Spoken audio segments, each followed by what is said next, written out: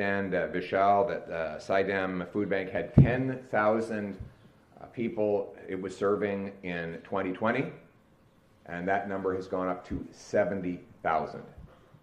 Incredible. 2020 was the year when Mark Carney became economic advisor to Justin Trudeau. How's it been going? Apparently, Mr. Trudeau's been following his advice, but it goes the other way too. Yesterday, Carbon Tax Carney announced that he was going to repeat the exact same promise that Justin Trudeau made in 2015 on budgets. Get this. In 2015, Justin Trudeau said, and I quote, he will run 3 small deficits, tiny deficits. Remember that? And that would fund the largest infrastructure investment in Canadian history to help the middle class and grow the economy. What has been the result? Well, those 3 deficits turned into 9 deficits. $25 billion of new debt turned into $700 billion of new debt. The debt, in fact, doubled in that time.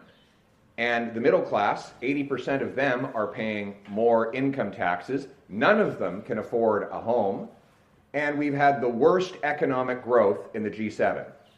That is the result of the promise that Trudeau made 10 years ago. And now Mark Carney is promising 3 small deficits, which he says will somehow cause economic growth and help the middle class. My friends, this is déjà vu all over again.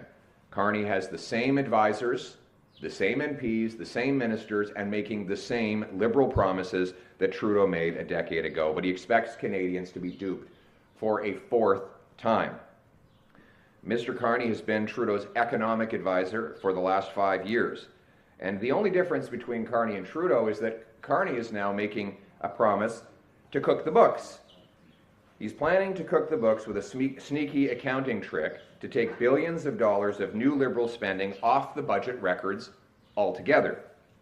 To be clear, this is not simply about differentiating between investments and spending. We already have that. It's called accrual accounting. Anybody who's taken a high school course in accounting knows that that means that capital expenditures are amortized over the life of the asset they purchase. That exists in the federal budgeting already. What Mr. Carney is talking about is taking tens of billions of dollars of new spending off the books, hiding it from Canadians, so that he can artificially lower the deficits that people see reported.